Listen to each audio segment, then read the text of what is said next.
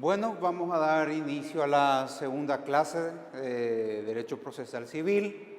Esta unidad es la unidad 2, correspondiente a la materia Derecho Procesal Civil 1 del primer semestre de la Universidad Privada del Este, sede central.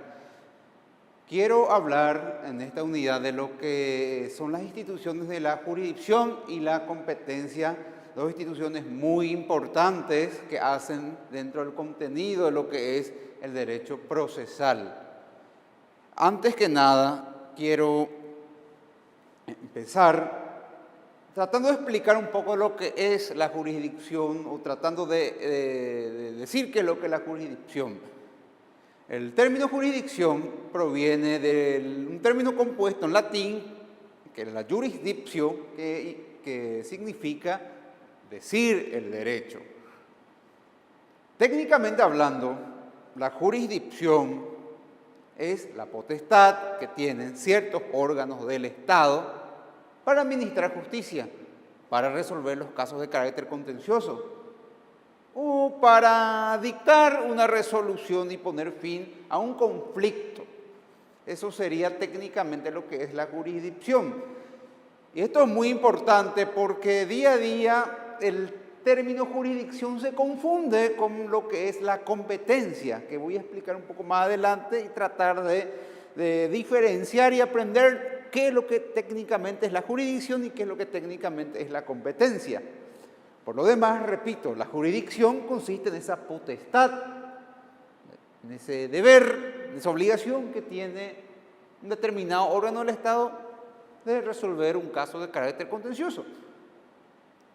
Ese órgano que tiene esa potestad, ese deber, es el Poder Judicial, y eso lo establece nuestra propia Constitución Nacional en el artículo 247. Primero le otorga la obligación de custodiar la Constitución, pero también nuestra Constitución le otorga ese monopolio de administrar la justicia al Poder Judicial, que está compuesto por la Corte Suprema de Justicia, los tribunales y los juzgados, que un poco más adelante también voy a ir explicando cómo se da esta cuestión. No obstante, y en forma excepcional, tenemos otra figura constitucional, que es la figura del arbitraje, que también tenemos una ley de mediación y arbitraje en donde el árbitro también puede resolver un conflicto y su resolución, que se denomina laudo, también tiene las mismas cualidades que una sentencia emanada de un magistrado. Entonces, para tener claro, tenemos que tener en cuenta que al ser la jurisdicción, esa potestad que tiene un órgano específicamente, repito, al ser la jurisdicción, esa potestad que tienen determinados órganos de administrar justicia, específicamente el Poder Judicial, tenemos que tener en cuenta que todos los jueces, pero todos los jueces tienen jurisdicción, pero no todos lo tienen competencia, que voy a volver a explicarlo un poco más adelante, qué es lo que es la competencia. Otro órgano público no tiene jurisdicción, tiene competencia. Llámese Ministerio Público, llámese Policía Nacional. Cuando se habla de eso no está en mi jurisdicción, en realidad lo que se hace alusión es a la competencia de un órgano del Estado y no la jurisdicción, porque la jurisdicción implica dictar resolución resolviendo un conflicto judicial. Y también tenemos la figura del arbitraje, que la Constitución Nacional nos dice que es optativo. Entonces, es importante discernir el concepto de jurisdicción para seguir avanzando. Ahora, dentro de lo que es la estructura judicial en el Paraguay, tenemos que hablar primeramente de los órganos jurisdiccionales, los órganos que están encargados de administrar la justicia, conforme a lo que dispone la Constitución Nacional. Y tenemos por un lado la Corte Suprema de Justicia, que sus miembros llevan el título de ministro, está compuesta por 3 salas, Después tenemos la figura del Tribunal de Apelación, que también está compuesto por 3 magistrados. Tenemos la figura del juez de primera instancia y tenemos la figura del juez de paz, que hoy día tiene una competencia más amplia, ya que se ha suprimido la magistratura del juez de paz letrado. Y también quiero citar a 2 organismos jurisdiccionales muy importantes dentro de lo que es la estructura judicial de nuestro Estado. Por un lado, tenemos que hablar necesariamente y citar a la justicia electoral, que tiene una competencia por razón de materia, y tenemos otra magistratura denominada Tribunal de Cuentas, que es la magistratura competente dentro de lo que se denomina el proceso contencioso administrativo. Pero tenemos que citar también dentro de esta estructura a órganos no jurisdiccionales. ¿Qué implica eso? Implica lo que ya habíamos dicho con respecto al concepto de jurisdicción. Tenemos órganos que intervienen en el proceso civil, a veces dentro del proceso, a veces un poco antes o a veces después, pero son órganos que no tienen jurisdicción, es decir, no pueden resolver un conflicto. ¿Cuáles son esos órganos? Ministerio Público, Ministerio de la Defensa Pública, que hoy día tiene una ley orgánica, el Consejo de la Magistratura, que es el órgano que se encarga de asignar a los magistrados previo concurso y elaboración de ternas, y tenemos a otro órgano que se denomina Jurado de Enjuiciamiento de Magistrados. Estos son órganos no jurisdiccionales, pero que tienen incidencia en el proceso civil, a veces intervienen antes de iniciarse el proceso civil, otros dentro de lo que es el proceso civil propiamente dicho y otros después del proceso civil, después que se haya terminado el proceso civil. Entonces, esto sería más o menos lo que es la estructura judicial en el Paraguay, con, por un lado, los órganos jurisdiccionales que tienen potestad y obligación de administrar justicia, y tenemos los órganos no jurisdiccionales. Ahora, ¿qué es lo que establece nuestro Código Procesal Civil, nuestro Código de Forma, nuestro Código Procedimental? ¿En qué casos, cuándo se puede aplicar el Código Procesal Civil? Y si recurrimos al artículo 1 de nuestro Código, el Código es claro. Dice que las disposiciones del Código se aplicarán a todos los procesos que deban sustanciarse ante los jueces de la jurisdicción civil y comercial. El artículo 1 de nuestro código es bastante claro con respecto a cómo se debe aplicar la jurisdicción de los jueces paraguayos. Y tenemos que tener en cuenta siempre que todos los jueces tienen jurisdicción, porque todos fueron designados para administrar justicia, previo concurso de méritos y aptitudes. Ahora, la otra institución clásica del derecho procesal civil es la competencia. Es la competencia, y que a veces se quiere confundir con lo que es la jurisdicción. Ahora, cuando utilizamos el término competencia, tenemos que hacer alusión que esa competencia viene a ser el espacio, el momento en donde el juez ejerce su jurisdicción. O el concepto clásico que manejamos es el que la competencia es el límite de la jurisdicción. ¿Por qué? Porque si bien todos los jueces tienen la jurisdicción, como decían los romanos, los jueces deben de ejercer esa jurisdicción dentro de los límites de su competencia. Y la competencia tiene distintos elementos, o hay varios criterios atributivos para la competencia. Entonces, la competencia es el límite de la jurisdicción. La competencia le dice al juez: acá y de esta forma podés ejercer tu jurisdicción. Caso contrario, el juez va a ser incompetente.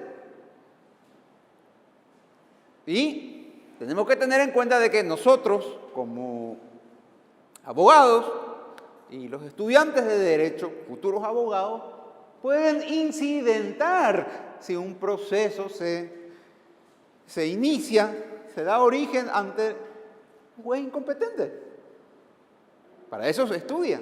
Existen herramientas procesales para atacar la incompetencia de un juez. Ahora, ¿qué tenemos que tener en cuenta con respecto a la competencia? Básicamente, 6 cosas. Tenemos lo que se denomina criterios atributivos de la competencia. ¿Cuáles son esos criterios?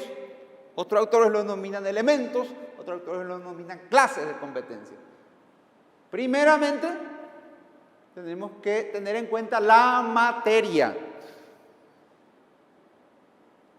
Un juez tiene jurisdicción, pero puede ser incompetente por materia. Ahora, ¿qué es la materia? La materia es el fuero.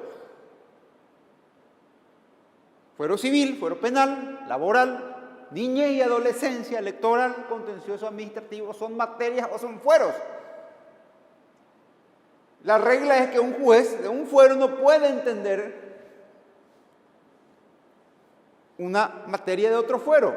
Siempre en la ley hay excepciones. Hoy no me voy a referir a esas excepciones, pero esa es la regla. Y acuérdense que en derecho siempre existen excepciones, pero la regla es que un juez de una materia no puede entender en otra materia. ¿Por qué? Porque es incompetente. Es incompetente. Yo no puedo promover un juicio de desalojo, un juicio civil de desalojo ante un juez penal. ¿Por qué? Porque el juez penal es incompetente por materia o por fuero. Después tenemos la cuestión, el criterio del territorio, que yo considero que es el más importante y es el que más ocasiona conflictos en el momento de ejercer la profesión, ¿verdad? Por eso nuestro territorio está dividido en circunscripciones judiciales. Pero con respecto al territorio, quiero referirme un poco más adelante porque voy a explicar las reglas previstas en el Código de Organización Judicial. Entonces, tenemos la materia del territorio que voy a explicarlo. Después quiero hablar también de otro criterio que es el valor o cuantía, como lo denominan también algunos autores. Tenemos jueces, y específicamente el juez de paz es competente cuando el objeto, el valor del juicio no supere los 300 jornales. Hasta 300 jornales, entonces, es competente el juez de paz. Quiere decir que yo tengo un pagaré de más o menos 15 millones, debo presentar y debo presentar esa demanda ante el juez de paz, porque 15 millones no superan los 300 jornales. Si yo presento ese pagaré, esa demanda, ya sea por cobro de guaraníes o juicio ejecutivo, que es lo tradicional en estos casos, presento ante el juez de primera instancia. Juez de primera instancia es competente por materia, juicio ejecutivo, juicio civil, pero es incompetente por valor o por cuantía. Si yo presento un pagaré y promuevo un juicio ejecutivo, el pagaré tiene un valor de 35 millones y presento ante el juzgado de paz. El juez de paz va a ser incompetente por valor, competente por materia, pero incompetente por valor. Entonces, pequeñas cosas que tenemos que tener en cuenta. Anteriormente existía la figura del juzgado de paz letrada, que era también un juzgado de competencia por razón del valor. El juzgado de paz era competente hasta 100 jornales, de 100 a 300 era el juzgado de paz letrada, ¿verdad? Pero bueno, ya no tenemos hoy día esa magistratura. Otro criterio atributivo a la competencia es el turno. Con respecto al turno, existen distintas formas de que un juez sea competente por cuestión de turno. En Ciudad del Este tenemos la figura del sorteo, donde mediante plataforma, accedemos a una plataforma de la Corte Suprema de Justicia y se hace un sorteo y el expediente debe tramitarse ante ese juzgado que sale sorteado. Así también tenemos, con respecto al turno, hay juzgados que se manejan por cantidad de expedientes. Por ejemplo, desde el expediente 1 hasta el expediente 200 va a ser competente el juez del primer turno, del 201 al 400 va a ser competente el juez del segundo turno y eso va así sucesivamente. Existen otros juzgados donde es competente por turno de acuerdo a las fechas generalmente. Cuando existen dos jueces, por ejemplo, entonces el juez del primer turno es competente ante todos los expedientes que se presentan del 1 al 15 de cada mes y del 16 al 30 le compete al otro juez por cuestión de turno. Entonces el criterio atributivo de la competencia respecto al turno tiene que ver con una organización. Otro criterio que debemos tener en cuenta para atribuir la competencia al juez es la conexidad. Existen juicios que están ligados, que tienen un vínculo entre sí. Entonces, la regla es que esos juicios deben de tramitarse ante el mismo juez. ¿Para qué? Para evitar lo que se denomina escándalo jurídico. ¿Por qué? Porque puede haber sentencias contradictorias. Y el último criterio, el sexto criterio atributivo de la competencia, es el grado. El grado ya es una consecuencia del principio de doble instancia. Tenemos un juez de primera instancia. La resolución de ese juez de primera instancia puede ser revisada por un órgano superior, un órgano de alzada, un órgano de segunda instancia que se denomina Tribunal de Apelación o la Cámara de Apelación. Y existe una discusión doctrinaria que si el proceso civil tiene una tercera instancia o no. Eso vamos a dejarlo para otro momento, pero vamos a escuchar siempre que la Corte en ciertos casos actúa como un órgano de tercera instancia. Entonces, sintetizando, tenemos 6 criterios atributivos de la competencia: la materia, el territorio, el valor, el turno, la conexidad y el grado. Ahora, tenemos que ver qué es lo que nos dice el Código respecto a la competencia de los jueces. El artículo 2 de nuestro Código Procesal Civil es claro. La competencia de los jueces en lo civil o de un tribunal civil debe determinarse con arreglo a lo dispuesto por la ley y por el Código de Organización Judicial. Enseguida ya les voy a explicar qué es lo que dice el Código de Organización Judicial. Ahora, esta competencia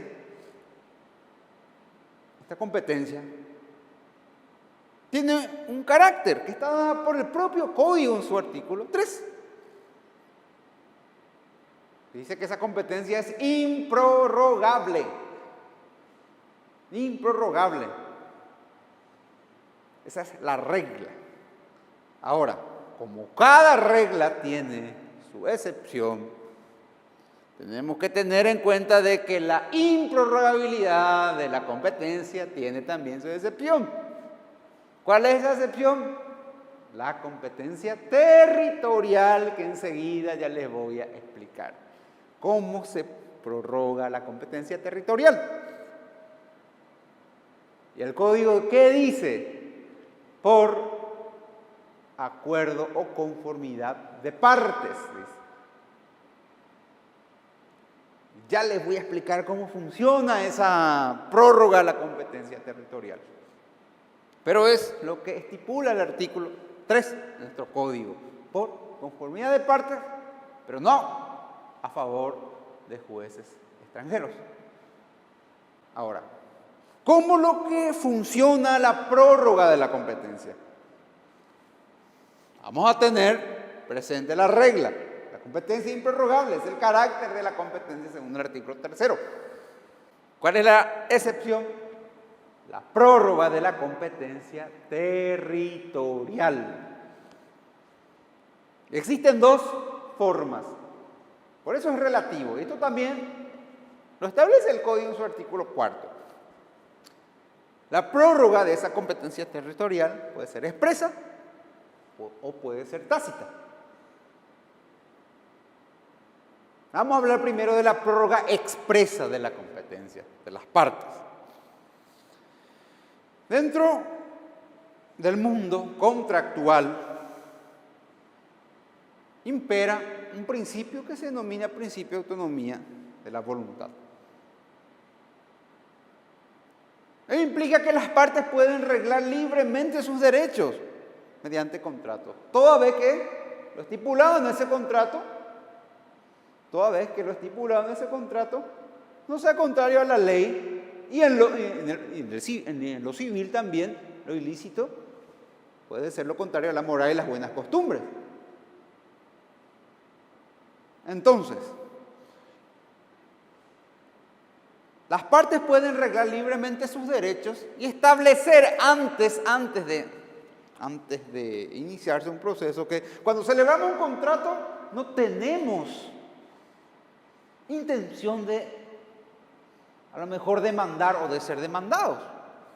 A veces la demanda ya proviene de un incumplimiento contractual o cuestiones de esa naturaleza. Bueno, volviendo a la cuestión del contrato.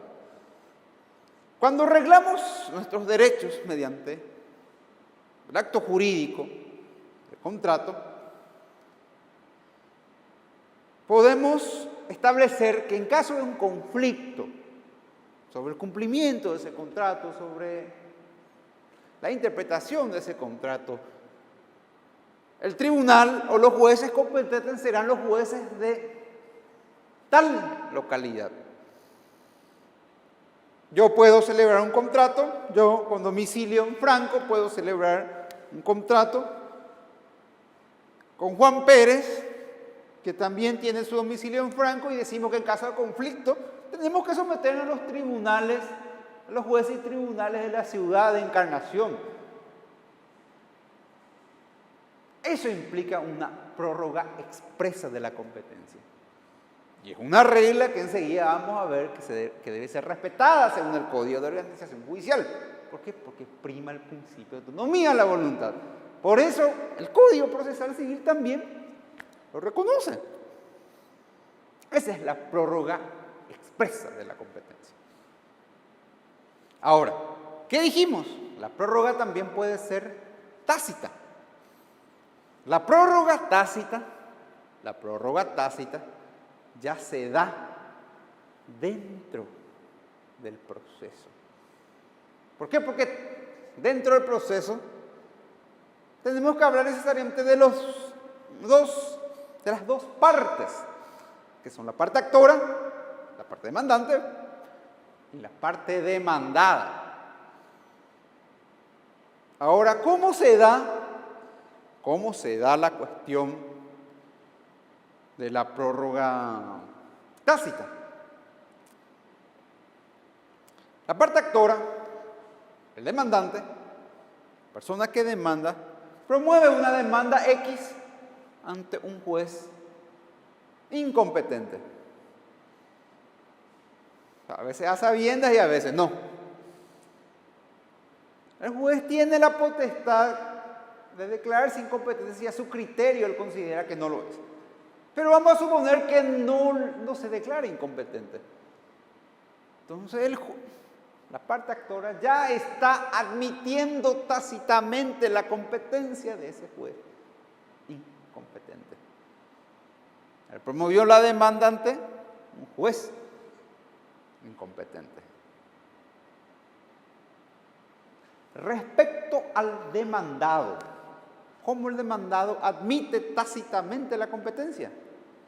El demandado tiene que recibir la notificación donde se le corre traslado de la demanda y de los documentos presentados. Entonces, este demandado tiene un plazo de 18 días hábiles para contestar esa demanda. El plazo empieza a correr al día siguiente de la notificación, al día siguiente hábil, ¿verdad? No se tienen en cuenta sábados, ni domingos, ni feriados. Dentro de ese plazo de 18 días, el demandado puede utilizar una herramienta procesal, una defensa procesal, que se denomina excepción.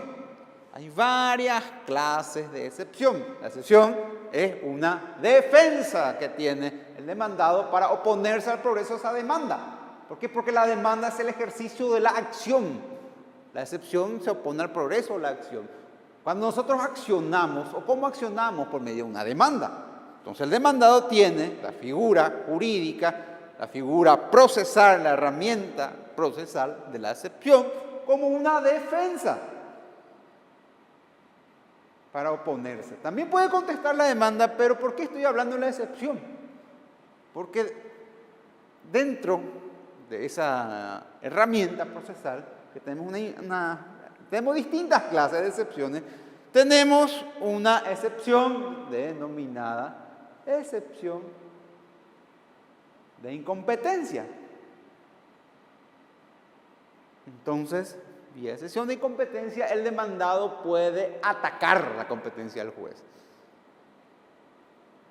O puede hacerlo mediante la figura inhibitoria que les voy a explicar la siguiente clase, las cuestiones de competencia.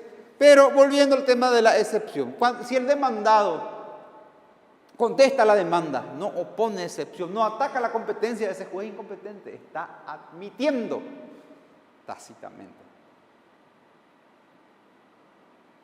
Y una vez que haya esa admisión tácita, más adelante no se puede cuestionar la competencia del juez. Acá ya justo en el periodo probatorio nos dimos cuenta que el juez era incompetente. Principio de preclusión. Ya no se puede cuestionar ni atacar la competencia del juez. O allá cuando el juez dictó sentencia y dictó una sentencia desfavorable a las pretensiones de mi cliente. Ah, no, pero este juez incompetente no se puede. Es extemporáneo. Entonces, eso tenemos que tener en cuenta. Si bien es relativo, entonces la prórroga puede ser expresa, puede ser tácita. Otra cuestión que se discute, porque a veces se confunde, es la competencia de los jueces comisionados. Hay veces que por cuestiones de economía procesal o por cuestiones de otra naturaleza, se le comisiona la diligencia de ciertos actos procesales a otros jueces que no son competentes o que no tienen la posibilidad de decidir ese proceso específico. Entonces no hay que confundir prórroga de la competencia con la figura de los jueces comisionados. Los jueces comisionados tienen la labor de practicar ciertas diligencias determinadas dentro de un proceso que está sujeto a la competencia de otro juez. Pero, sin embargo, el Código, su artículo 6, le permite resolver incidentes y cualquier petición que plantean las partes respecto a esas diligencias. Eso es muy importante. Pero eso no implica, señores, no implica prórroga de la competencia, que ya hablamos anteriormente cómo se daba. Bueno, como les dije anteriormente, el Código le permite a un juez declararse incompetente. ¿Por qué? Porque la regla es que toda demanda debe de promoverse o debe de interponerse ante un juez competente. Sin embargo, cuando el juez pueda leer las exposiciones de la parte actora y crea que él no es competente, entonces el artículo 7 le faculta al juez a declararse incompetente. De oficio. Ojo, de oficio. Y,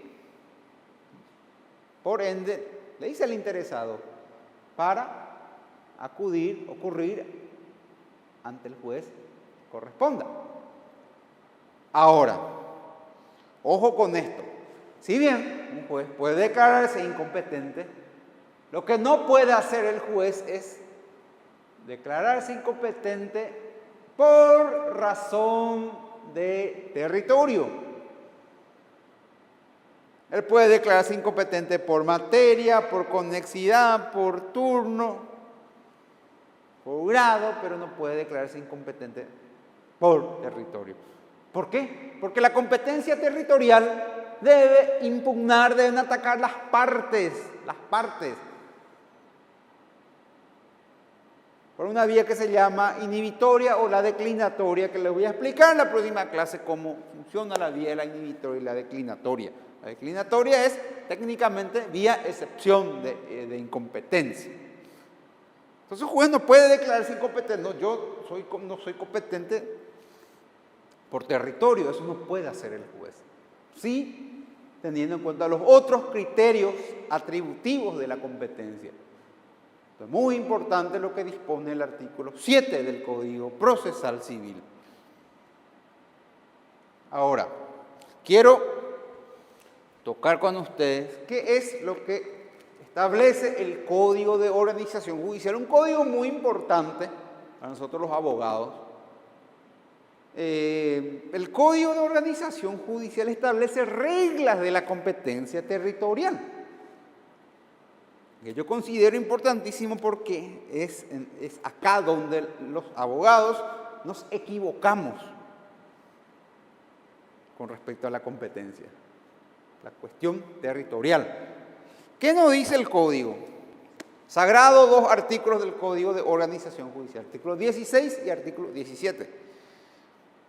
El Código de Organización Judicial primero clasifica las acciones en dos. Primero tenemos que saber qué clase de acción vamos a promover, si es una acción real o si es una acción personal.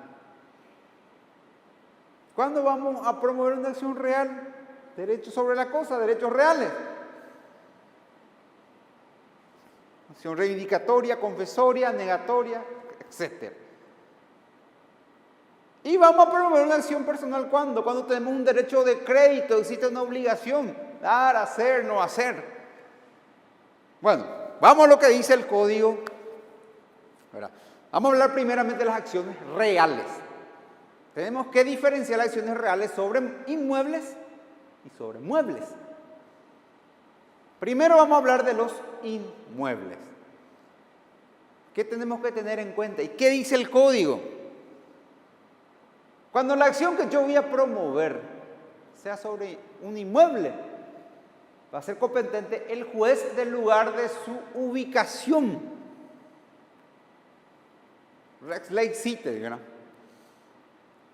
El juez del lugar de ubicación del inmueble. ¿Qué significa eso?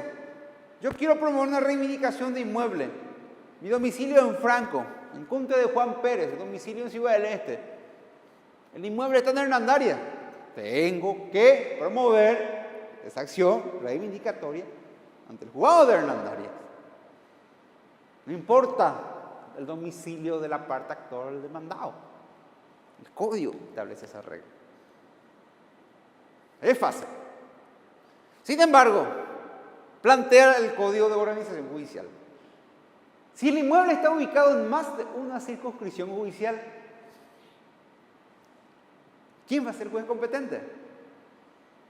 El código responde también. Dice, va a ser el juez donde se halle la mayor parte del inmueble. Es muy difícil que un inmueble esté 50% y 50%, ¿verdad?, en cada circunscripción. Entonces esa es otra regla.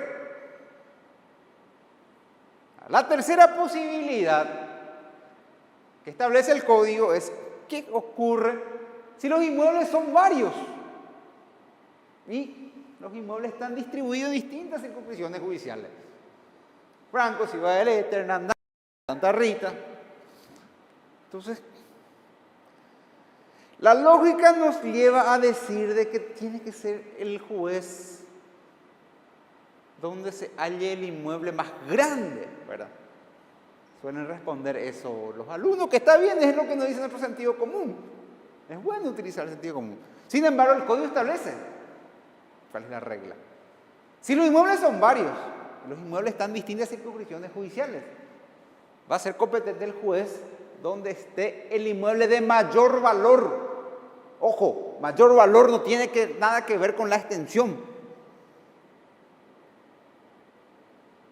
¿Cómo vamos a ver el valor del inmueble? Eso es otro tema que tenemos que tener en cuenta.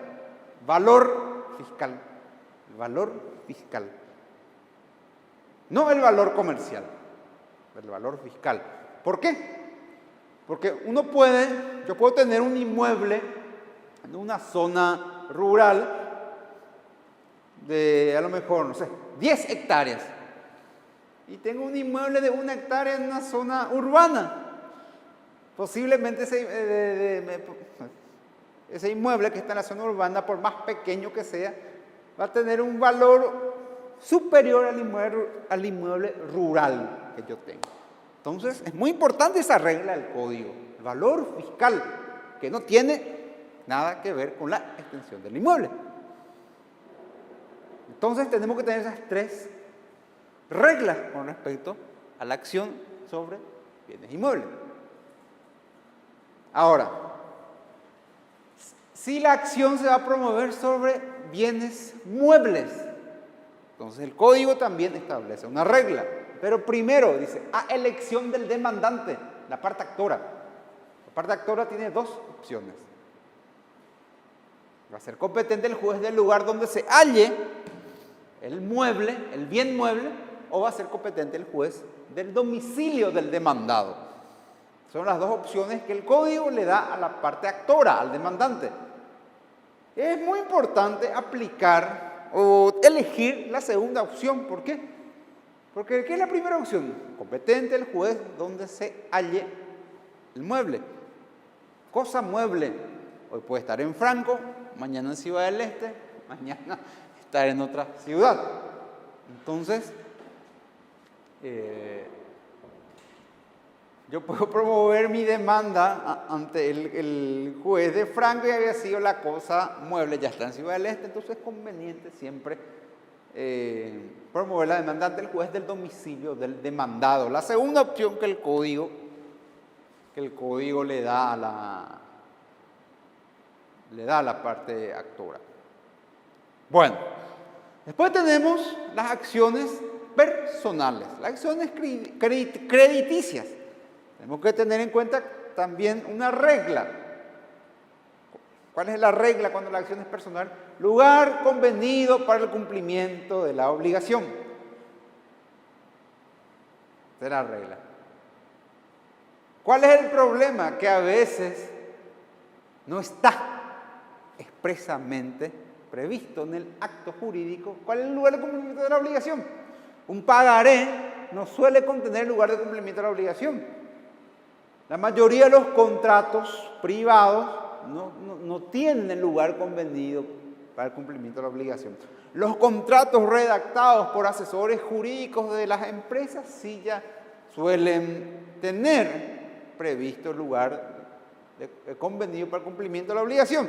Por eso cuando nos vamos y compramos algo a crédito, un electrodoméstico dice, ¿verdad? El pago debe de realizarse en el local X o en el domicilio del vendedor, cosas así. Eso implica el lugar de cumplimiento, lugar convenido para el cumplimiento de la obligación. Ahora, ¿qué ocurre si no hay, a falta de esa regla? El Código de Organización Judicial también nos da la solución. A falta de la regla, y dice el Código, a elección del demandante, juez del domicilio del demandado. o juez del lugar del contrato, locus regit actum. Repito, juez del domicilio del demandado o juez del lugar del contrato, ¿verdad? Entonces eso queda también a elección del demandante, pero solamente se aplica a falta de la regla, a falta de que en el acto jurídico obligacional no esté previsto el lugar convenido para el cumplimiento de la obligación. Bueno, esto es lo que quería desarrollar hoy. Agradezco el tiempo y muchas gracias y nos vemos en la siguiente clase.